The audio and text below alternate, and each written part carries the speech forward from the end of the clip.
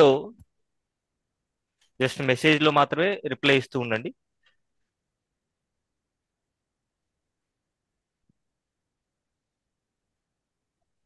Switch off your camera.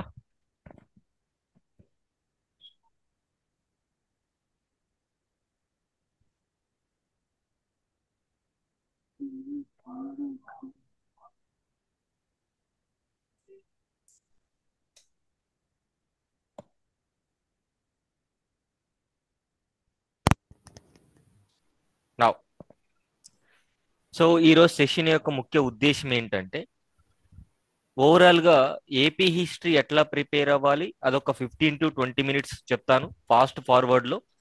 And ఈ AP హిస్టరీకి సంబంధించి ముఖ్యమైనటువంటి చాప్టర్ కాకతీయుల గురించి ఒక డెమో లెక్చర్ అనేటువంటిది ఇస్తాను. సో అది ఎక్కువసేపు కాకతీయుల మీద ఫోకస్ చేద్దాం, అంటే ఎట్లా ప్రిపేర్ అవ్వాలి.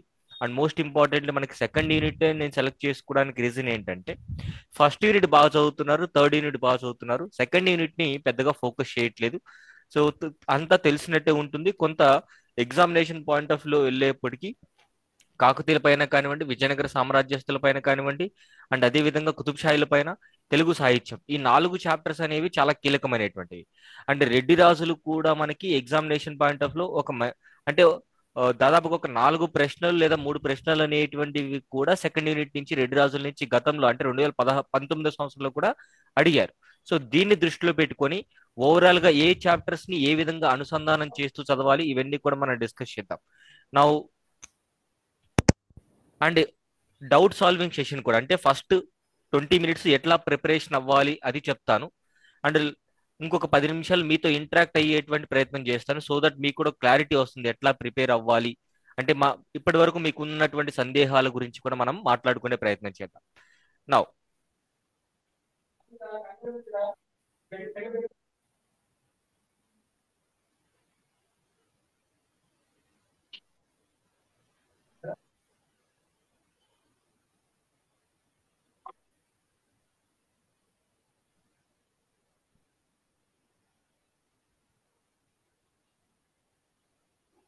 సో మీ వీడియోస్ అనేవి కొంతవరకు మ్యూట్లో పెట్టేసుకుంటే వీడియోస్ ఆఫ్ చేయండి.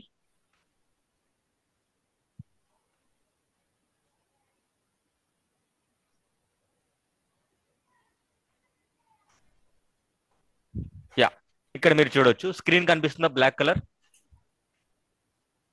కనిపిస్తుంది సార్. సో మనకి ఏపీ హిస్టరీ అనేటువంటిది ఎన్ని మార్క్స్కి ఉంది అంటే 75 మార్కులకు ఉంది. సో ఈ 75 మార్కులకి 75 ప్రశ్నలు. అండ్ ఆంధ్రప్రదేశ్ హిస్టరీలో మనకి టోటల్ గా 5 యూనిట్స్ అనేటువంటివి ఇవ్వడం జరిగింది. ఈ 5 యూనిట్స్ లో మనకి వెయిటేజ్ ఎట్లా ఉండబోతుంది అంటే, సాధ్యమైనంత వరకు ఇది గ్యారంటీ ఏం కాదు, ఇది ఫిక్స్డ్ కూడా కాదు. సో 1, 2 యూనిట్స్, 3, 4, 5 యూనిట్స్ మనం చదువుకునేప్పుడు కూడా ఇట్లా డివైడ్ చేసుకుని చదువుకోవాలి.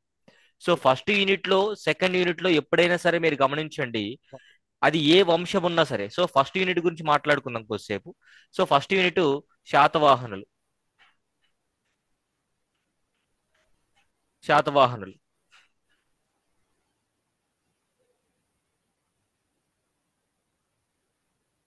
శాతవాహనులు అండ్ అదే విధంగా మరొక చాప్టర్ ఏంటి మనకి మోస్ట్ ఇంపార్టెంట్ చాప్టర్ శాతవాహనుల తర్వాత ఇక్ష్వాకాస్ అనేటువంటిది మరొక చాప్టర్.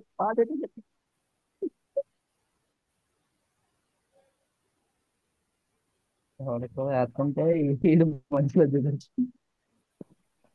ఇగో వెళ్ళు నేను ఇలా పెట్టుకుంటా. మీ వాయిసెస్ అన్ని కూడా మ్యూట్ చేయాలండి. So it's a live class.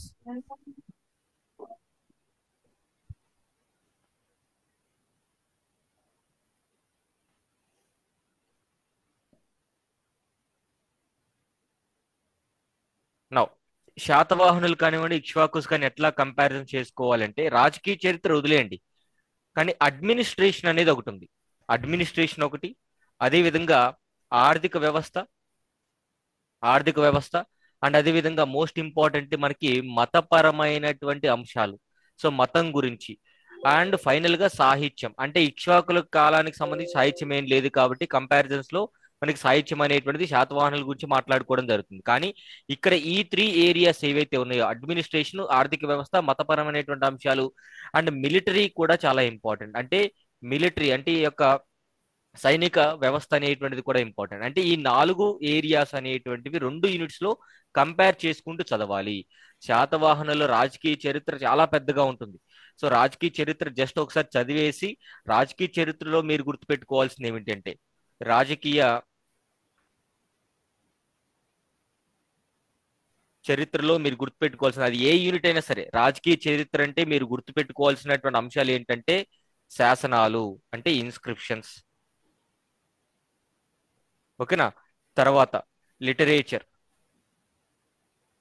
అంటే రాజకీయ చరిత్ర చెప్పేప్పుడు అసలు ఆ వంశం గురించి మనకు ఉన్నటువంటి ఆధారాలు ఏంటి, శాసనాధారాలు ఏంటి, సాహిత్య ఆధారాలు ఏంటి.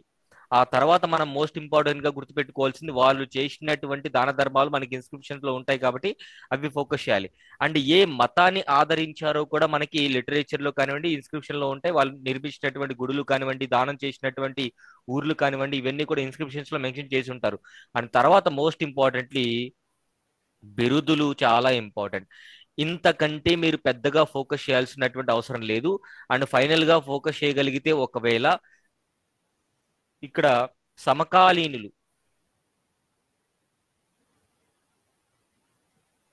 సమకాలీనులు అంటే కాంటెంపరరీ కింగ్స్ అంటాం. కాంటెంపరరీ కింగ్స్ అంటాం లేదా డైనాస్టిస్. అంటే ఎట్లా అర్థం చేసుకోవాలి? ఉదాహరణకి శాతకర్ణి వన్కి కాంటెంపరరీ ఎవరు? కారవేలుడు. సో అట్లా శాతకర్ణి వనికి కాంటెంపరీగా సమకాలీన రాజ్యాలు కానివ్వండి, సమకాలీన రాజులు కానీ ఎవరు ఉన్నారు, అట్లా మనం అర్థం చేసుకున్నట్టయితే అది ఈజీ అవుతుంది. అలా కాకుండా ఆయన వచ్చాడు, ఇది చేశాడు, అది చేశాడు, ఇదంతా కూడా మనకి టైం కన్జంప్షన్ తప్ప మరొకటి ఉండదు. అండ్ దీని నుంచి కూడా తక్కువ ప్రశ్నలు వస్తాయి. రాజకీయ చరిత్ర నుంచి ఫోకస్ చేసేటువంటి ఏరియాస్ ఏమైనా ఉన్నాయి అంటే అవి శాసనాలు, ఆ శాసనం ఎవరు వేయించారు, శాసనంలో ఉన్నటువంటి సమాచారం ఏంటి. లిటరేచర్ అంటే ఆ పుస్తకం ఎవరు రాశారు, ఏ భాషలో రాశారు, ఆ పుస్తకంలో ఉన్నటువంటి సమాచారం ఏంటి. బిరుదులు అనేటువంటివి, ఏ శాసనంలో ఏ రాజు గురించి ఏ బిరుదు ఉంది, ఆ బిరుదు ఇవ్వడానికి గల కారణం ఏంటి. ఇట్లా మనం చూసుకున్నట్టయితే రాజకీయ చరిత్ర అనేటువంటిది అసలు అలవోకగా మీరు ఫోకస్ చేసుకోవచ్చు. అంటే సమకాలీనులు ఎందుకంటే వారితో యుద్ధం చేశారా, సో ఆ యుద్ధాల పేర్లు ఇవన్నీ మనం గుర్తుపెట్టుకోవాల్సిన అవసరం లేదు. సో 1, 2 మెయిన్ ఇంపార్టెంట్ యుద్ధాలు అయితే మనం గుర్తుపెట్టుకోవాల్సినటువంటి అవసరం ఉంటుంది. సో ఇట్లా మీరు ఫోకస్ చేసినట్టయితే ఖచ్చితంగా మీకు త్వరగా కంప్లీట్ చేసుకోవచ్చు ఏ చాప్టర్ అయినా సరే. అది శాతవాహనులు కావచ్చు, ఇక్ష్వాకులు కావచ్చు, విష్ణుకుండీలు కావచ్చు. అండ్ మనకి ఫస్ట్ యూనిట్ లో ఛాలెంజింగ్ చాప్టర్ ఏంటంటే వేంగి చాళుక్యులు. వేంగి చాళుక్యులు వేంగి చాళుక్యులు ఎట్లా చదువుకోవాలి? వేంగి చాళుక్యుల్లో మీరు 2 పార్ట్స్ గా, రాజకీయ చరిత్రని 2 పార్ట్స్ గా డివైడ్ చేసుకోవాలి. రాజకీయ చరిత్రని 2 పార్ట్స్ గా డివైడ్ చేసుకోవాలి. ఎట్లాగంటే గుణగ విజయాదిత్యుడు వరకు ఒక చరిత్ర, అండ్ గుణగ విజయాదిత్యుడు తర్వాత మరొక చరిత్ర. అండ్ ఇక్కడ కూడా మీరు ఫోకస్ చేయాల్సింది ఏంటంటే వేంగి చాళుక్యులు ఎక్కువ టైం పడుతుంది కాబట్టి వేంగి చాళుక్యులకు సంబంధించినటువంటి అడ్మినిస్ట్రేషను, ఎకానమీ, సొసైటీ, అదేవిధంగా మతపరమైనటువంటి అంటే రిలీజియన్ ఆస్పెక్ట్స్ అనేటువంటి ఫస్ట్ కంప్లీట్ చేసేయండి. ఈ 4 కంప్లీట్ చేసిన తర్వాత ఇన్స్క్రిప్షన్స్, తర్వాత సాహిత్య ఆధారాలు అంటే బుక్స్ అనేటువంటి ఫోకస్ చేయండి. ఆ తర్వాత రాజకీయ చరిత్ర చదవండి. నార్మల్ గా రాజకీయ చరిత్ర ఎన్నిసార్లు చదవాలి అంటే, ఒక అండర్స్టాండింగ్ రావాలంటే 2 సార్లు చదవాలి. ఎప్పుడు స్టార్టింగ్ ఎప్పుడైనా ఒక చాప్టర్ మనం ఓపెన్ చేసినప్పుడు రాజకీయ చరిత్ర చదువుకుంటూ వెళ్ళాలి. ఆ తర్వాత అడ్మినిస్ట్రేషన్, ఎకానమీ, సొసైటీ, రిలీజియన్ బాగా ఫోకస్ చేయాలి. అవి 2, 3 సార్లు చదవాలి. అవి చదివిన తర్వాత మళ్ళీ రాజకీయ చరిత్ర ఒకసారి చదివితే సరిపోతుంది. ఎందుకంటే గత 2019 సంవత్సరం కావచ్చు, 2017 సంవత్సరంలో కావచ్చు, మనకి మోస్ట్ ఇంపార్టెంట్లీ ఉన్నటువంటి ప్రశ్నలన్నీ కూడా ఎట్లా అడుగుతున్నాడంటే సాహిత్య ఆధారాల గురించి, మత పరిస్థితుల గురించి, సామాజిక పరిస్థితుల గురించి, ఆర్థిక పరిస్థితుల గురించి, తర్వాత దీనికి అడ్మినిస్ట్రేషన్ కి సంబంధించి అడుగుతున్నాడు. ఇవి ఎక్కువ వెయిటేజ్ ఇస్తున్నాడు. అండ్ 2, 3 ప్రశ్నలు అనేటువంటివి రాజులకు సంబంధించి డైరెక్ట్ గా క్వశ్చన్స్ అనేటువంటి అడుగుతున్నాడు. సో మనం ఎప్పుడైనా ఎట్లా చూసుకోవాలి అంటే ఎక్కువ వెయిటేజ్ ఏ ఏరియాస్ నుంచి వస్తున్నాయో అవి మనం ఫోకస్ చేసినట్టయితే మనకి ఖచ్చితంగా మంచి మార్కులు వచ్చేటువంటి అవకాశం ఉంటుంది. ఇది ఫస్ట్ యూనిట్ కి సంబంధించినటువంటి అంశం.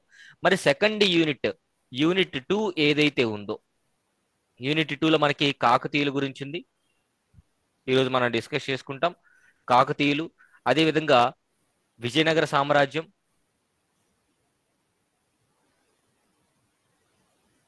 సామ్రాజ్యం, ఈ మధ్యలో రెడ్డి రాజులు వస్తుంది, అండ్ కుతుబ్ షాహీలు. ఆ తర్వాత తెలుగు సాహిత్యం,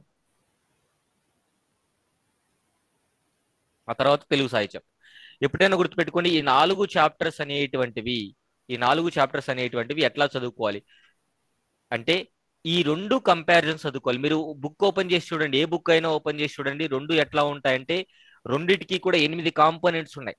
రాజకీయ చరిత్ర, సాహిత్య ఆధారాలు, సైనిక వ్యవస్థ, అదేవిధంగా ఆర్థిక వ్యవస్థ, సమాజము. ఓకేనండి. సో మిలిటరీ అంటే ఈ యొక్క సైనిక వ్యవస్థ, ఇవన్నీ కూడా ఆర్డర్ లో ఉన్నాయంటే ఏం చెయ్యాలి అంటే ఒక A4 షీట్ పేపర్స్, ఒక 5 పేపర్స్ తీసుకోండి. 5 A4 షీట్ పేపర్స్ తీసుకొని, మొత్తం 5 A4 షీట్ పేపర్స్ అంటే 10 పేజెస్ వస్తాయి. ఈ 10 పేజెస్ లో ఒక పేజీలో అడ్మినిస్ట్రేషన్ కంపారిజన్స్ రాసుకోండి. అంటే అడ్మినిస్ట్రేషన్ యూనిట్స్ కాకతీయులు ఎట్లా డివైడ్ చేసుకున్నారు, విజయనగర సామ్రాజ్యాలు ఎట్లా డివైడ్ చేసుకున్నారు, ఇట్లా కంపారిజన్స్ రాసుకోండి. తర్వాత సైనిక వ్యవస్థ ఎట్లా డివైడ్ చేసుకున్నారు, న్యాయంకార వ్యవస్థ అంటే ఏంటి, సో ఇవన్నీ కూడా ఎట్లా డివైడ్ చేసుకున్నారు. ఇట్లా మనం కంపారిజన్స్ రాసుకున్నట్టయితే ఈవెన్ శ్రేణుల గురించి కూడా, కాకతీయుల సమాజంలో శ్రేణి వ్యవస్థ ఎట్లా ఉంది అండ్ విజయనగర సామ్రాజ్యంలో శ్రేణి వ్యవస్థ ఎట్లా ఉంది, కాకతీయుల సామ్రాజ్యంలో అండ్ విజయనగర సామ్రాజ్యంలో ఉమెన్ యొక్క పొజిషన్ ఎట్లా ఉంది, మత పరిస్థితులు ఎట్లా ఉన్నాయి, సమాజంలో ఉన్నటువంటి పరిస్థితులు ఎట్లా ఉన్నాయి, ఇట్లా మీరు కంపారిజన్ నోట్స్ ఇప్పుడు రాసుకోగలిగితే లాస్ట్ ఎగ్జామ్ కి 4 రోజుల ముందు రివిజన్ చేసుకోవడానికి ఈజీ అవుతుంది. అందరూ చదువుతున్నారండి, ఇప్పుడు అందరూ చదువుతున్నారు, ఎవరిని మనము తక్కువ అంచనా వేయక్కర్లేదు. కాకపోతే మీరు అర్థం చేసుకోవాల్సింది ఏంటి, అందరూ ఇప్పుడు చదువుతున్నారు, ఎగ్జామ్ కి వచ్చే దగ్గరలో ఏమవుతుందంటే ప్రెషర్ ఫామ్ అవుతుంది. అరే ఇంత బుక్ మళ్ళీ లాస్ట్ లో రివిజన్ ఎట్లా చేయాలి, అప్పుడు ఏం చేయాలంటే చదివేటప్పుడే మనము కొంతవరకు కొంత రివిజన్ నోట్స్ రాసుకున్నట్టయితే ఖచ్చితంగా అది లాస్ట్ లో మీకు ఉపయోగపడుతుంది. లాస్ట్ లో కృంగిపోయారంటే ఎగ్జామ్ మీకు ఎంత నాలెడ్జ్ ఉన్నా సరిగా రాయలేరు.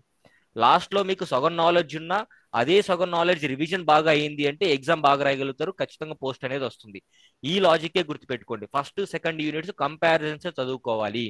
అండ్ ఎక్కువ ఫోకస్ ఏం చేయాలి, ఏ యూనిట్ లో అయినా సరే, ఏ చాప్టర్ లో అయినా సరే మనకి 2 రకాల పార్ట్స్ ఉంటాయి. పార్ట్ 1 రాజకీయ చరిత్ర, పార్ట్ 2 మిగతా అంశాలన్నీ ఉంటాయి. ఈ మిగతా అంశాలంటే అడ్మినిస్ట్రేషన్, పరిపాలన, మత పరిస్థితులు, సాహిత్యం, సైనిక వ్యవస్థ, తర్వాత ఆర్థిక వ్యవస్థ, సామాజిక వ్యవస్థ లేదా సామాజిక పరిస్థితులు. ఇట్లా ఈ 5-6 కాంపోనెంట్స్ ఏవైతే ఉన్నాయో దాని మీద బాగా ఫోకస్ చేయండి. దాని తర్వాత మీరు ఫోకస్ చేయాల్సిన ఏరియా ఏంటంటే ఇన్స్క్రిప్షన్స్, పుస్తకాలు, బిరుదులు. సో బిరుదులు కూడా మీకు థర్డ్ ప్రయారిటీ ఇచ్చుకోండి. బిరుదులు కూడా థర్డ్ ప్రయారిటీ. ఒక లాజిక్ చెప్తానండి, అవుట్ ఆఫ్ 75 ప్రశ్నల్లో మీకు 60 మార్కులు వచ్చినట్టయితే పాలిటీలో కూడా 50+ మార్కులు ఈజీగా వస్తాయి. కాబట్టి ఫస్ట్ పేపర్లో 110 మార్కులు స్కోర్ చేయగలిగే పేపరు. ఫస్ట్ పేపర్లో ఎక్కువ మార్కులు తెచ్చుకోగలిగితే సెకండ్ పేపర్లో ఒక 5 మార్కులు 6 మార్కులు అటు ఇటు అయినా సరే మనకు ఖచ్చితంగా మంచి ర్యాంక్ వస్తుంది, గెస్టెడ్ వచ్చేటువంటి అవకాశం కూడా ఉంటుంది. సెకండ్ పేపర్లో మీరు కష్టపడాలి, నేను కాదనట్లేదు. ఫస్ట్ పేపర్లో ఉన్న సమాచారాన్ని ఎక్కువసార్లు చదవాలి. ఇదే లాజిక్ గా గుర్తుపెట్టుకొని, ఒకసారి చదివినప్పుడు అర్థమవుతుంది కానీ గుర్తుండదు. సో గుర్తుండాలంటే ఏపీ హిస్టరీ ఏం చేయాలంటే కనీసం 4 సార్లు 5 సార్లు చదవాలి. 4 సార్లు 5 సార్లు ఎట్లా చదవాలి, ఇలా నోట్స్ రాసుకుని వెళ్ళిపోండి, ఈజీగా రివిజన్ చేసుకోవచ్చు. మళ్ళీ ఇంకా బుక్ ఓపెన్ చేయక్కర్లా, ఈజీగా రివిజన్ చేసుకోవచ్చు. రివిజన్ మంత్రమే ఫస్ట్ పేపర్ కి success, second paper concept success. ఓకేనండి. పాలిటీ అండ్ ఇండియన్ హిస్టరీ ఏమైనా మార్పులు ఉన్నాయా, పాలిటీ కరెంట్ అఫైర్స్ అంటారు కానీ పెద్ద కరెంట్ అఫైర్స్ ఏ ఉండవండి, మళ్ళీ స్టాటిక్ తో రిలేటెడ్ ఉంటాయి తప్ప ఇంకోటి ఏమి ఉండవు నాకు తెలిసినంత వరకు. సో ఇది ఫస్ట్ సెకండ్ యూనిట్స్ మీరు బయటపడగలిగితే థర్డ్ ఫోర్త్ యూనిట్స్ అలవోకగా అలా నడుచుకుంటూ వెళ్ళిపోవచ్చు. నా థర్డ్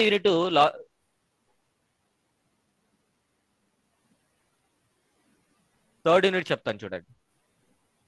యూనిట్ 3లో మనకి 10 చాప్టర్స్ ఉన్నాయి. 10 చాప్టర్స్ లో 6 ఒక ఎత్తు, 4 ఒక ఎత్తు. 6 ఫస్ట్ ఫోకస్ చేయాలి అంటే 6లో మళ్ళీ 1 నుంచి 3 చాప్టర్లు, 4 నుంచి 6 చాప్టర్లు. ఈ ఎట్లా చదువుకోవాలి అంటే బ్రిటిష్ వారు లేదా యూరోపియన్ దేశస్తులు ఆంధ్రదేశానికి రావడము, ఒక్కొక్క ప్రదేశాల్లో వారి యొక్క ఆ, స్థావరాలు ఏర్పాటు చేసుకోవడము, స్థావరాలు ఏర్పాటు చేసుకున్న తర్వాత మన ఆంధ్రులతో లేదంటే ఆ రోజుల్లో ఉన్నటువంటి రాజకీయ పరిస్థితుల మేరకు ఫ్రెంచ్ వారికి ఆంగ్లేయులకి ఆంగ్లో కర్ణాటిక్ యుద్ధాలు జరిగాయి. ఆంగ్లో కర్ణాటిక్ యుద్ధంలో మొదట్లో ఫ్రెంచ్ ఆధిపత్యం ఉన్నప్పటికీ కూడా తర్వాత ఇంగ్లీష్ వారి ఆధిపత్యం చెలాయించారు. సో ఈ యుద్ధాలు జరిగాయి. బొబ్బిలి యుద్ధం, పద్మనాభ యుద్ధం, చండూరి యుద్ధం, ఇలాంటి యుద్ధాలు జరిగాయి కదా. అవి మనకి క్రోనాలజికల్ ఆర్డర్స్ లో గుర్తుపెట్టుకోవాలి. అవి గుర్తుపెట్టుకోవాలంటే మనం కంపల్సరిగా థర్డ్ యూనిట్ ఎక్కువ బాగా చదవాలి. థర్డ్ యూనిట్ చాలా పెద్దది, చాలా వ్యాస్ట్ గా కూడా ఉంటుంది. ఇచ్చిన ఇన్ఫర్మేషన్ రిపీటెడ్ గా ఇస్తూ వచ్చారు బుక్స్ లో కూడా. అప్పుడు ఏం చేయాలంటే కాన్సెప్ట్ తెలుసుకోవాలి. స్టోరీ యూనిట్ 3 మొత్తం సక్సెస్ అవ్వాలంటే స్టోరీ తెలుసుకోవాలి. స్టోరీ ఎవరి తర్వాత ఎవరు వచ్చారు, ఎవరి తర్వాత ఏం చేశారు, వాళ్ళు ఏం చేశారు, వీళ్ళు ఏం చేశారు, సో వారికి వీరికి జరిగినటువంటి ఒప్పందాలు ఏంటి, ఇట్లా మనం ఫోకస్ చేసుకోగలిగితే ఇది థర్డ్ యూనిట్ టక్కన నోట్స్ రాసుకోవడం కష్టమేనండి. ఎందుకంటే చాలా పెద్ద యూనిట్ కాబట్టి నోట్స్ రాసుకోవడం కష్టమే. కాకపోతే ఎప్పుడు నోట్స్ రాసుకోవాలి అంటే 2 సార్లు 3 సార్లు చదివిన తర్వాత మాత్రమే నోట్స్ రాసుకోవాలి. థర్డ్ యూనిట్ కి ప్రత్యేకమైనటువంటి ఒక మనం ధోరణి అనేది పెట్టుకోవాలి. ఒక డిఫరెంట్ స్టైల్ ఆఫ్ అప్రోచ్ అనేది పెట్టుకోవాలి. లాస్ట్ 4 యూనిట్స్ లో ఈ 6 యూనిట్స్ లో ఏవైతే రిపీటెడ్ గా ఉంటాయో అవే ఉంటాయి. పెద్దగా డిఫరెన్సెస్ ఏమి ఉండవు అనమాట. పెద్దగా డిఫరెన్సెస్ అనేటువంటివి ఏమీ ఉండవు.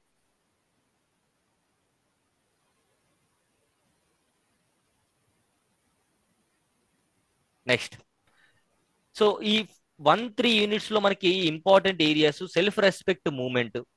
అంటే జస్టిస్ పార్టీ వచ్చిన తర్వాత, జస్టిస్ పార్టీ రాకముందు కూడా ఆంధ్రప్రదేశ్లో 1905 నుంచి జరిగినటువంటి సంఘటనలు చాలా ఇంపార్టెంట్. ఒకటి స్వదేశీ ఉద్యమ నాయకులు, ఆ ఉద్యమానికి సహకరించిన న్యూస్ పేపర్స్, ఆ న్యూస్ పేపర్స్ ని ఎస్టాబ్లిష్ చేసిన వ్యక్తులు. ఓకేనండి, ఇది. తర్వాత ఈ స్వదేశీ ఉద్యమానికి సహకరిస్తూ వచ్చినటువంటి గేయాలు, పాటలు చాలా ఇంపార్టెంట్ మనకి. తర్వాత 1920లో నాన్ కోఆపరేషన్ మూమెంట్ ఆంధ్రలో జరిగినటువంటి సంఘటన. ఈ నాన్ కోఆపరేషన్ మూమెంట్ అప్పుడు ప్రత్యేకమైనటువంటి పరిస్థితులు ఆంధ్రలో ఎట్లా ఏర్పడ్డాయి, ఎవరెవరు దీన్ని ముందుకు తీసుకెళ్లారు, ఎట్లా ముందుకు తీసుకెళ్లారు, అండ్ ఆ వ్యక్తులు ఎవరు చాలా ఇంపార్టెంట్. అసలు థర్డ్ యూనిట్ మొత్తము, ఫోర్త్ యూనిట్ మొత్తము కూడా వ్యక్తులు వ్యక్తులు వ్యక్తులు. ఆ వ్యక్తి ఏం చేశాడు, ఆ వ్యక్తి రాసిన బుక్ ఏమైనా ఉందా, ఆ వ్యక్తి పార్టిసిపేట్ చేసిన మూమెంట్ ఏదైనా ఉందా, లేదా ఆ వ్యక్తి ఏమైనా న్యూస్ పేపర్ ని ప్రచురించాడా, ఆ వ్యక్తి ఏదైనా ఒక సాంగ్ రాశారా, ఇట్లా మనం ఫోకస్ చేసుకోవాలి. So book, moment, paper, song, సాధ్యమైనంత వరకు మూమెంట్సే ఉంటాయి. అంటే ఏ ఉద్యమంలో పార్టిసిపేట్ చేశాడు. ఓకేనా, ఇవి మనకి ఫోకస్ చేయాల్సినటువంటి ఏరియాస్. తర్వాత జస్టిస్ పార్టీ వచ్చిన తర్వాత ఆంధ్రప్రదేశ్లో, అంటే ఈ యొక్క మద్రాస్ రీజియన్ లో మనం కలిసిపోయినప్పుడు, ఎట్లా కలిసిపోతాం మద్రాస్ రీజియన్ లో, దత్త మండలాలు అనేటువంటి వారికి ఈ యొక్క నైజామ్స్ రాసిచ్చేయడం కానివ్వండి. సో అట్లా రాయలసీమ ప్రాంతం, కోస్తాంధ్ర ప్రాంతం అంతా కూడా మద్రాసులో విలీనం చేసుకోవడం. సో 1953 వరకు ఆంధ్ర రాష్ట్రం మద్రాసులో ఉన్నది. అంటే 1800 సంవత్సరం నుంచి 1953 వరకు కోస్తాంధ్ర, రాయలసీమ ప్రాంతాలన్నీ కూడా, ఇంకా 1766లోనే కోస్తాంధ్ర మొత్తం కూడా మద్రాసులో గెలిపేసుకున్నారు బ్రిటిష్ వారు. 1800లో రాయలసీమ ప్రాంతాలను దత్త మండలాలుగా డిక్లేర్ చేసేసుకుని మద్రాసులో కలిపేసుకున్నారు. 1953 వరకు కూడా ఉన్నారు. మరి 1904 నుంచి ఆంధ్ర మహాసభలు అనేటువంటివి కూడా జరిగాయి. ఇక్కడ 2 అంశాలండి. ఒకటి, స్వతంత్ర పోరాటంలో ఆంధ్రుల యొక్క పాత్ర, ప్రత్యేక ఆంధ్ర రాష్ట్ర ఏర్పాటులో ఆంధ్రుల యొక్క పాత్ర. ఈ 2 డిఫరెంట్ అన్నమాట. ఇప్పుడు స్వతంత్ర పోరాటంలో ఎక్కువ ఫోకస్ చేయాలి, మనం కంపల్సరిగా ఫోకస్ చేయాలి. ఎందుకంటే ప్రశ్నలన్నీ కూడా అక్కడి నుంచి వస్తున్నాయి. ఆంధ్ర ప్రాంతం నుంచి స్వతంత్ర పోరాటంలో, స్వదేశీ ఉద్యమంలో ఎవరు పార్టిసిపేట్ చేశారు, నాన్ కోఆపరేషన్ మూవ్మెంట్లో ఎవరు, తర్వాత సివిల్ డిసోబీడియన్ మూవ్మెంట్లో ఎవరు, ఆ తర్వాత క్విట్ ఇండియా ఉద్యమంలో ఎవరు, ఇవన్నీ ఈ 4 ఏరియాస్ అనేవి కంపల్సరిగా, ఇంకా ఏ టైంలో నిద్ర లేపడినా సరే మీకు మీరు బట్టి కొట్టడం అని నేను చెప్పను, కానీ క్రొనాలజికల్ లింక్స్ పెట్టుకోవాలి. క్రొనాలజికల్ ఆర్డర్ అంటే ఒకదాని తర్వాత ఒకటి లింక్ ఏంటో మనం పెట్టుకుంటే బట్టి కొట్టాల్సిన అవసరం లేదు. చాలా మంది నేను గమనించింది ఏంటంటే బట్టి కొట్టేస్తున్నారు. బట్టి కొడితే ఓకే, ఆ టైంలో గుర్తుంటుంది. కానీ ఎగ్జామ్కి వెళ్ళిన తర్వాత పరిస్థితి ఏంటి? లేదు సార్ మాకు కరెక్ట్గా కొన్ని బట్టి కొట్టాల్సిందే. ఎట్లా అంటే న్యూస్ పేపర్స్ ఉన్నాయి, బుక్స్ ఉన్నాయి, స్లోగన్స్ ఉన్నాయి, పాటలు ఉన్నాయి, అవి బట్టి కొట్టాల్సింది. దానికి వేరే ఆప్షన్ ఏం లేదు, వేరే ఆప్షన్ ఏం లేదు. కానీ కొన్ని ఈవెంట్స్ ఎట్లా జరిగాయి, ఉదాహరణకు ఒక విషయం చెప్తాను. స్వదేశీ ఉద్యమం జరిగినప్పుడు బిపిన్ చంద్రపాల్ గారు ఆంధ్ర ప్రాంతానికి వచ్చి ఆయన విశాఖపట్నం, కాకినాడ, రాజమండ్రి, విజయవాడ, మచిలీపట్నం ఈ ప్రాంతాల్లో మీటింగ్స్ పెట్టాడు ఆయన. ఈ ప్రాంతాల్లో మీటింగ్స్ పెట్టాడు. మరి ఈ ప్రాంతంలో మీటింగ్స్ పెట్టిన దాంట్లో ఎప్పుడు తరచుగా అడిగేటువంటి ప్రశ్న ఏంటంటే, రాజమండ్రిలో మీటింగ్ పెట్టినప్పుడు రాజమండ్రిలో మీటింగ్ పెట్టినప్పుడు అసలు జరిగినటువంటి సంఘటనలు ఏంటి, ఇట్లా అడుగుతారు. తర్వాత ఆంధ్రప్రదేశ్లో లేదా ఆంధ్ర రాష్ట్రంలో లేదా ఆ రోజుల్లో ఉన్నటువంటి ఆంధ్రదేశంలో మొట్టమొదటిగా నమోదైనటువంటి క్రిమినల్ కేసు ఏంటి? కాకినాడ అల్లర్ల కేసు లేదా కాకినాడ దొమ్మి కేసు అంటాం. ఓకేనా అంటే ఇట్లా మనము రాజమండ్రి కళాశాల ఘటన చాలా ఇంపార్టెంట్. అంటే కాకినాడ దొమ్మి కేసు, రాజమండ్రి కళాశాల ఘటన, కోటప్పకొండ అల్లర్లు, అదేవిధంగా తెనాలి బాంబు కేసు, ఈ 4 కూడా మనకి చాలా ఇంపార్టెంట్. ఇవి ఒకదాని తర్వాత ఒకటి స్వదేశీ ఉద్యమం అప్పుడు జరగడం జరిగింది. తర్వాత చీరాల పేరాల ఉద్యమం గురించి మనం మాట్లాడుకుంటాం. ఈ ఈ 1924 non cooperation movement time period లో జరుగుతుంది. ఆల్ ఇండియా కాంగ్రెస్ సమావేశం అనేది విజయవాడలో జరుగుతుంది. మహాత్మా గాంధీజీ గారు కూడా రావడం జరుగుతుంది. గాంధీ నగర్ విజయవాడలో ఈ యొక్క సమావేశం ఏర్పాటు చేస్తారు. సో ఇట్లా మనము ఒక్కొక్క ఈవెంట్ ని దాని పైన ఉన్న ఈవెంట్ ఏంటి, దాని కింద ఉన్న ఈవెంట్ ఏంటో గుర్తు పెట్టుకోగలిగితే ఈజీ అయిపోతుంది. తర్వాత యూనిట్ 4 అనేది ఎట్లా చూసుకోవాలి? యూనిట్ 4 కి యూనిట్ 5 కి ఒకే అప్రోచ్ అండి. Easy chapters, first of all easy. తర్వాత లింకు లేనటువంటి చాప్టర్స్ అంటే ఏన్షియంట్ హిస్టరీకి కానీ మోడర్న్ హిస్టరీకి కానీ, మోడర్న్ హిస్టరీ కొంత లింక్ ఉంటుంది, కాకపోతే ఈజీ చాప్టర్స్ గా మనం చెప్పుకుంటాం. ఎందుకు అంటే ఆంధ్ర రాష్ట్రం ఏర్పాటు, విశాలాంధ్ర ఉద్యమం, ఆంధ్రప్రదేశ్ ఏర్పాటు, 3 అంశాలండి. ప్రత్యేక ఆంధ్ర రాష్ట్రం మనకి కమిటీస్ ఉన్నాయి, ఓకేనండి. ఎస్కే ధార్ కమిషన్ అని, జేవిపి కమిటీ అని, ఫజల్ అలీ కమిషన్ అని. సభ్యులు ఎవరు, ఎప్పుడు ఏర్పాటు చేశారు, రిపోర్ట్ ని ఏ రోజున సబ్మిట్ చేశారు, డేట్ తో సహా గుర్తుపెట్టుకోవాలి. మోడర్న్ హిస్టరీలో డేట్ తో సహా గుర్తుపెట్టుకోవాలి. ఇది మాత్రం బట్టి కొట్టాల్సిందే, వేరే ఆప్షన్ లేదు. ఎక్కడ బట్టి కొట్టాలి, ఎక్కడ కాన్సెప్ట్ గుర్తుపెట్టుకోవాలో ఈ 2 మనకు తెలియాలి. 2 తెలియకుండా అన్ని బట్టి కొట్టినా లేదా అన్ని అర్థం చేసుకోవడానికి ప్రయత్నిస్తే టైం సరిపోదు. అన్ని బట్టి కొడితే గుర్తురావు. So we should be in a conscious mode what to by heart and what to get into our mind, that's it. అట్లా మనం అర్థం చేసుకోవాలి. సో ఈజీ ఎందుకంటున్నానంటే దాదాపుగా 10 మార్కులు వస్తాయండి, 10 మార్కులు వస్తాయి. ఓకేనా? 10 మార్కులు అనేటువంటివి ఈ చాప్టర్స్ 2, 4, 5 చాప్టర్స్ నుంచే వస్తాయి. డామ్ షూర్గా గుర్తుపెట్టుకోండి, ఈజీ అన్నమాట. ఎంత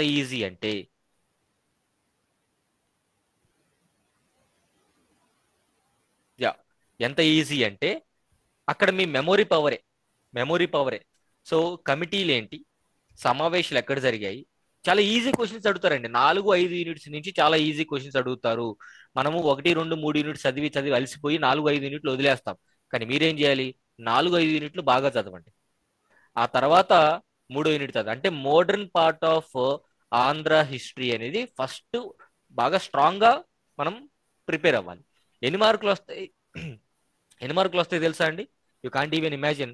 40 నుంచి 45 మార్కులు వస్తాయి. 40 మినిమం, మాక్సిమం 45. సో 40 అనేది మీరు 35, 40, 45 ఈ వేరియేషన్ మధ్యలో ఖచ్చితంగా 3, 4, 5 యూనిట్స్ నుంచి వస్తాయి. అంటే మీరు 3, 4, 5 యూనిట్స్ చదివితే ఎన్ని మార్కులు వచ్చినట్టు మీకు?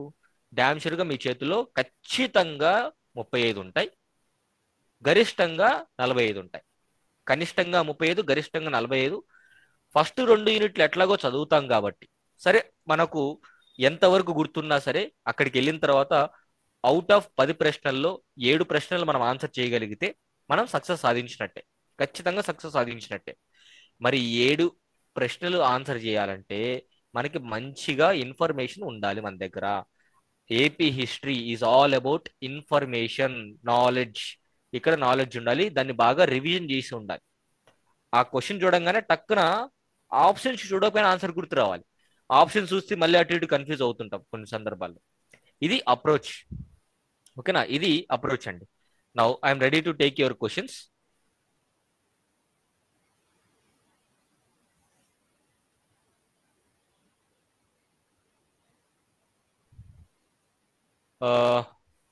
ఎవరైతే ఆఫ్లైన్ లో వెళ్ళారో, ఒక్క నిమిషం అండి, ఎవరైతే వైజాగ్ ఆఫ్లైన్ సెంటర్ కి వెళ్ళారో కొంత అక్కడ ఇబ్బంది కలిగింది అని చెప్తున్నారు, ఆఫీస్ ఓపెన్ చేయలేదు. బట్ ఆన్లైన్ లో వినండి, ఏమనుకోవద్దు. గ్రోత్ అండ్ లిటరేచర్ గురించి కూడా మాట్లాడతాను. ఇప్పుడు నేను చెప్పినట్టుగా ప్రశ్నలు అడగండి. అంటే ప్రశ్నలు నేను చెప్పను, కానీ ఎట్లా అడగాలో చెప్తాను. ఫస్ట్ యూనిట్ కి సంబంధించి ప్రశ్నలు ఉంటే అడగండి. టెక్స్ట్ అయినా చేయొచ్చు, టెక్స్ట్ చేయండి బెటర్, లేదా వాయిస్ ఓవర్ అయినా తీసుకోవచ్చు, నో ప్రాబ్లం, మీ ఇష్టం.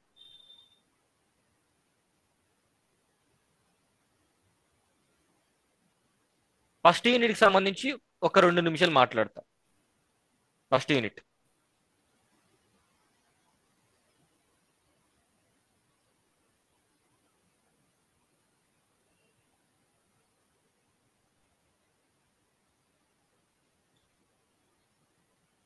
ఈస్టర్న్ చాళుక్యాస్ కింగ్స్ ఆర్డర్స్ ఎలా గుర్తుపెట్టుకోవాలి, రిమెంబర్ చేయాలి.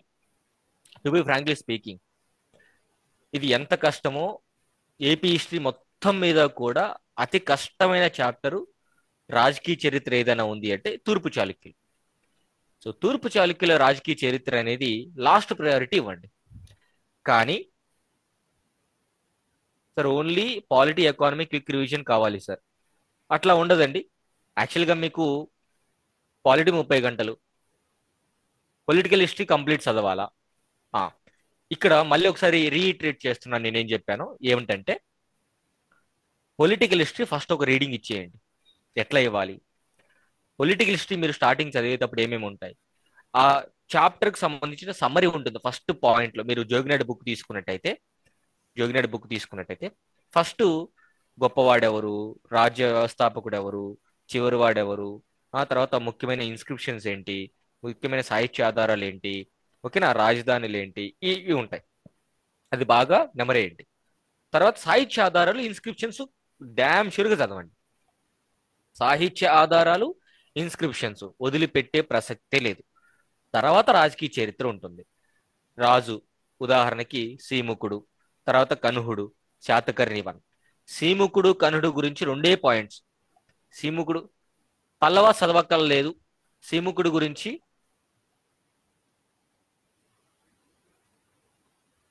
బుక్స్ కూడా చెప్తానండి, ఏమేమి బుక్స్ అంటే. ఈ టైంలో బుక్స్ సజెస్ట్ చేయడం కరెక్ట్ కాదు, but I will tell you. నేను చెప్పే జాగ్రత్త వినండి. పొలిటికల్ హిస్టరీ పరంగా చూస్తే, పొలిటికల్ హిస్టరీ పరంగా ఓకే, నెక్స్ట్ క్లాస్ ఆఫ్లైన్ ఉందంట, మీరు ఆన్లైన్, ఎందుకంటే నేను హైదరాబాద్ లో ఉండడం వల్ల సో మీకు కంప్లీట్ గా ఇది ఆన్లైన్ వెళ్తుంది ఏపీ హిస్టరీ వరకు. మిగతా క్లాసు మీకు ఆఫ్లైన్ లో ఉంటుంది. ఎవరైతే ఆఫ్లైన్ లో అక్కడ వెళ్ళారో అక్కడే ఉండండి. సెకండ్ యూనిట్ లో నైజామ్స్ చదవక్కర్లేదండి. ఆ, రాజకీయ చరిత్ర మళ్ళీ వస్తాను, మిగతా క్వశ్చన్స్ తర్వాత అడ్రస్ చేస్తాను. రాజకీయ చరిత్ర ఎట్లా అంటే, ముఖ్యమైన రాజులు ఉంటారు కదండి, వారి గురించి చదవండి. మరి ముఖ్యమైన రాజులు ఎట్లా తెలుస్తుంది అంటే, ప్రీవియస్ ఇయర్ క్వశ్చన్స్ లో శాతకర్ణి వన్ గురించి అడిగారు, ఓకేనా. తర్వాత గాథా సప్తశతి రచించినటువంటి హాలుడు గురించి అడిగారు, యజ్ఞశ్రీ శాతకర్ణి గురించి, ఓకేనా, గౌతమిపుత్ర శాతకర్ణి గురించి, పులోమావిత్రి గురించి. ఇట్లా అవుట్ ఆఫ్ 10-15 మంది రాజులు ఉన్నా సరే ఒక 5 మంది రాజులు ముఖ్యమైన వాళ్ళు ఉంటారు. అవి చదివేయండి ఫస్ట్. మిగతా రాజుల గురించి వదిలేద్దాం ఫస్ట్. అవి చదివేయండి ఫస్ట్. అవి కంప్లీట్ గా చదువుకోవాలి. అవి చదువుకోవాలి. ఆ తర్వాత పరిపాలన, ఆర్థిక వ్యవస్థ, సమాజము, మతము, పుస్తకాలు అండ్ అదే విధంగా సైనిక వ్యవస్థ. ఈ 6 పాయింట్స్ అనేటువంటివి కంపల్సరీగా మీరు ఏం చేయాలి అంటే కంపారిజన్ చదువుకోవాలి. నౌ ఇక్కడ ఇంకొక విషయం చెప్తాను. వారి యొక్క సైనిక వ్యవస్థ గురించి ఏ శాసనాల్లో మెన్షన్ చేశారు అవి గుర్తుపెట్టుకోవాలి. ఆర్థిక వ్యవస్థ గురించి ఏ శాసనాల్లో, పన్నుల వ్యవస్థ గురించి ఏ శాసనాల్లో ఏమైనా పుస్తకాల్లో మెన్షన్ చేశారు అవి గుర్తుపెట్టుకోవాలి. దాన ధర్మాలు శాసనాలు గుర్తుపెట్టుకోవాలి. తర్వాత మనకి వారి యొక్క సైనిక వ్యవస్థ గురించి చెప్పేసాను ఆల్రెడీ. నా మోస్ట్ ఇంపార్టెంట్ రాజకీయ పరిపాలన లేదా పరిపాలన అడ్మినిస్ట్రేషన్ గురించి ఏమైనా పుస్తకాల్లో లేదంటే ఇన్స్క్రిప్షన్ ఏమైనా మెన్షన్ చేశారా, ఇట్లా లింక్ చేసుకోవాలి.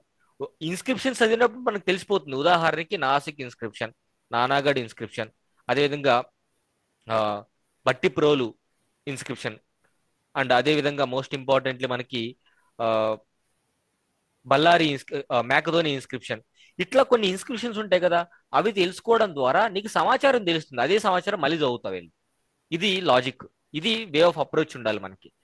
నా కమింగ్ టు రెండో యూనిట్ లో నిజామ్స్ గురించి చదవక్కర్లేదు, వదిలేసేయండి. రఘునాథరావు సార్ బుక్ నేను రిఫర్ చేయలేదండి, so I can't comment on that. Telugu Cholas చదవాల్సిందే, మనకి సిలబస్ లో ఇచ్చారు. తెలుగు చోళస్ కంపల్సరిగా చదవాల్సిందే, సిలబస్ లో ఇచ్చారు. శాతవాహనులు బాగా ఫోకస్ చేయండి, విష్ణుకుండిలు బాగా ఫోకస్ చేయండి, ఇక్ష్వాకులు బాగా ఫోకస్ చేయండి. తర్వాత తూర్పు చాళుక్యుల్లో వారి యొక్క పరిపాలన అండ్ ముఖ్యమైన రాజుల గురించి, వాళ్ళ రాజధానులు ఎవరెవరు కట్టించారు, ఎవరెవరు మార్చారు, ఇవి ఫోకస్ చేసుకోండి, సరిపోతుంది.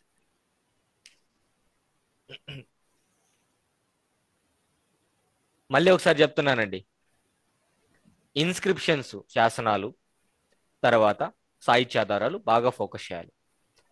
ముఖ్యమైన రాజులు వాళ్ళు ఏమైనా నిర్మాణాలు చేశారా అంటే, రాజధానులు మార్చడం కానివ్వండి, అట్లా నగరాలు నిర్మించడం కానీ అట్లా. పరిపాలన, సైనిక వ్యవస్థ, ఆర్థిక వ్యవస్థ, సమాజము, సమాజంలో స్త్రీలకు ఉన్నటువంటి పొజిషన్ గురించి మనకు ప్రత్యేకంగా సిలబస్ లో ఇచ్చాడు. సమాజంలో స్త్రీలకు సంబంధించినటువంటి పొజిషన్ ని ప్రత్యేకంగా ఇచ్చాడు, అది మీరు ఫోకస్ చేసుకోవాల్సిందే. స్త్రీల గురించి ప్రత్యేకంగా ఇచ్చారు. వాస్తు శిల్పి గురించి ఇచ్చారు, అంటే పెయింటింగ్స్ కానీ, ఓకే, కట్టడాలు కానీ. మతం గురించి కూడా ప్రతి యూనిట్ లో ప్రతి చాప్టర్ మీరు మతం గురించి చదవాల్సిందే. ఇందాక ఒక ప్రశ్న అడిగినట్టు, సార్ బుద్ధిజం జైనిజం జోగినాడు బుక్ లో సపరేట్ గా ఉంది, చదవాలా? చదవండి, చదవండి.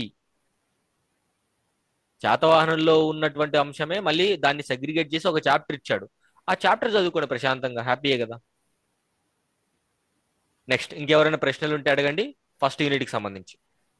నా గోయింగ్ టు సెకండ్ యూనిట్, సమస్యలు ఉంటే అడగండి ఫాస్ట్ గా.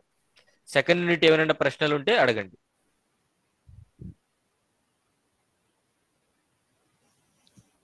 సెకండ్ యూనిట్ ఏమైనా ప్రశ్నలు ఉంటే అడగండి.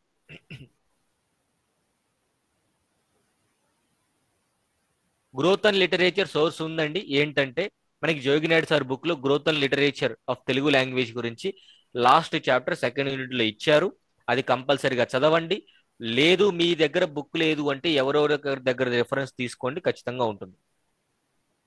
నైజాం నవాబుల కోసం చదవక్కర్లేదు, వదిలేసేయండి. నైజాం నవాబుల కోసం చదవక్కర్లేదు, వదిలేసేయండి. మనకి ఎక్స్క్లూజివ్ గా మెన్షన్ చేయలేదు, ఎక్స్క్లూజివ్ గా మెన్షన్ చేయలేదు అనమాట.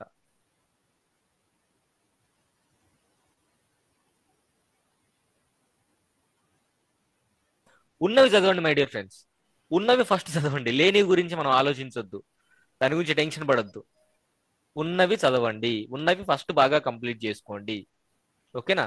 మీకు రెండో యూనిట్ చదివేటప్పుడు బోరు కొట్టింది అనుకోండి, వదిలేసి మూడో యూనిట్కి వెళ్ళండి. కొద్దిసేపు కొంచెం ఇంట్రెస్టింగ్ వచ్చిన తర్వాత మళ్ళీ రండి.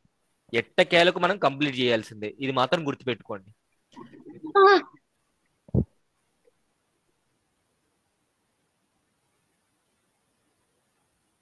సో రెండో యూనిట్కి సంబంధించి ప్రశ్నలన్నీ కూడా, సమస్యలన్నీ కూడా అయిపోయినాయి అనుకుంటాను. మీకేం అవసరం అంటే సమస్యలు ఏం లేవు, డౌట్స్ ఏం లేవు. నా coming to third unit. Third unit చాలా పెద్దది, టైం ఎక్కువ పడుతుంది. తర్వాత వ్యక్తుల గురించి ఫోకస్ చేయాల్సి ఉంటుంది, న్యూస్ పేపర్లు కొంచెం టైం ఎక్కువ పడుతుంది. ముందుగానే నీ మైండ్ని ప్రిపేర్ చేసుకోవాలి. టైం ఎక్కువ పడుతుంది, నేను చదువుకోవాలి, టైం ఎక్కువ పడుతుంది, నేను చదువుకోవాలి, నాకు గుర్తుంటుంది అని నువ్వు అనుకొని నువ్వు చదువుకోవాలి. అంతేగాని ఇది ఎక్కువ ఉంది, ఇది ఆడ గుర్తుంటుంది, ఇట్లా మన మైండ్ మనం నెగిటివ్ గా తీసుకెళ్తే మన మైండ్ ప్రిపేర్ అయిపోతుంది, ఇది మనకు రాదు అని చెప్పేసి. మనకు వస్తుంది, మనం చేయగలుగుతాం, ఓకేనా. ఇప్పుడు రివిజన్ క్లాసెస్ వినిన తర్వాత మళ్ళీ ఒకసారి చెప్తున్నా, గుర్తుపెట్టుకోండి.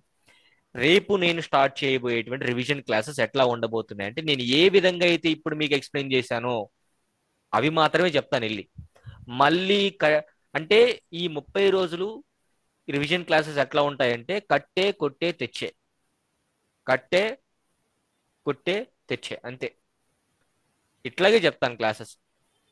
ప్రాపర్ గా ఒక పీపీటీ అనేది వేసి, ఇదిగో ఇది ఈ విషయం, ఇది ఈ విషయం, ముఖ్యమైనటువంటి అంశాలు and previous year questions cover అయ్యే విధంగా మీకు డిస్కషన్ అనేది చేస్తాను. ఆ ప్లాన్ కూడా ఇస్తాను నేను మీకు. శాతవాహనులు 2 గంటలు అయిపోతుందండి. ఇక్ష్వాకులు విష్ణుకుండులు 2 గంటలు అయిపోతుంది. తూర్పు చాళుక్యులు 2 గంటలు అయిపోతుంది. తర్వాత తెలుగు చోళులు గంటలు అయిపోతుంది. సో ఓవరాల్ గా మీకు ఫస్ట్ యూనిట్ మొత్తం 8 గంటలు అయిపించేస్తాను. సెకండ్ యూనిట్ కూడా అంతే పడుతుంది, 8 గంటలు పడుతుంది. 16 గంటలు లేదా 15 గంటలు అయిపించేస్తాను. మిగతా 15 గంటలు 3, 4, 5 యూనిట్లు. ఈ 3, 4, 5 యూనిట్లు కూడా ఎట్లా చేస్తానంటే మూడో యూనిట్ కి కనీసం కనీసం 10 గంటలు పడుతుంది. మూడో యూనిట్ కి 10 గంటలు పడుతుంది. కొంచెం చాలా చెప్పాల్సినవి ఉన్నాయి, చెప్తాను కూడా. ఈవెంట్స్ అన్ని ఎలా గుర్తుపెట్టుకోవాలి, మూడో యూనిట్ పెద్దది కదా, మరి పెద్దది చాప్టర్ కి మనం ఎక్కువగా ఫోకస్ చేయాలి, ఎక్కువ మార్కులు కూడా వస్తాయి అక్కడి నుంచి. 4, 5 యూనిట్లు చాలా ఈజీ. 2:30 గంట 5 గంటలు అయిపోతుంది. సో హార్డ్లీ ఒక 30 లేదా 35 గంటల లోపు, తక్కువలో తక్కువ 30, ఇంకా మహా అయితే పెరిగితే ఒక 5 గంటలు. ఎవరైనా కొంచెం అర్థం అవ్వట్లేదంటే మళ్ళీ కొంచెం దాన్ని వివరించుతూ వెళ్ళడం వల్ల ఒక 5 గంటలు ఎక్స్ట్రా పడుతుంది, అయినా పర్వాలేదు, చెప్తాను. ఇది మన ప్లాన్. 30 నుంచి 35 గంటల్లో మీకు ఏపీ హిస్టరీ 15 రోజుల్లో అయిపిచ్చేస్తాం. రోజుకు 2 గంటలు. హిస్టరీ యూట్యూబ్ లో కంటిన్యూ అంటే కష్టం అండి, ఎందుకంటే నాకున్న టైంకి కొంత నేను బ్రేక్ తీసుకోవాలి. బికాస్ నేను అదర్ మిగతా విషయాలపైన కూడా నేను ఫోకస్ చేయాలి. కాబట్టి టైం ఉన్నప్పుడు హిస్టరీలో యూట్యూబ్లో అంటే యూట్యూబ్ అనేది ఒక యూనిఫామ్ గా నేను తీసుకోవట్లేదు. సో అందుకని చెప్పేసి నా సజెషన్ ఏంటంటే, మీరు నిజంగా ఏపీ హిస్టరీ ఇట్లా ఒక రివిజన్ గా చూడండి. మీరు డిసెంబర్ 9వ తారీఖు నుంచి జనవరి 9 లేదా సంక్రాంతి లోపు మీకు రివిజన్ క్లాస్ అయిపోయాయి అనుకోండి. Revision class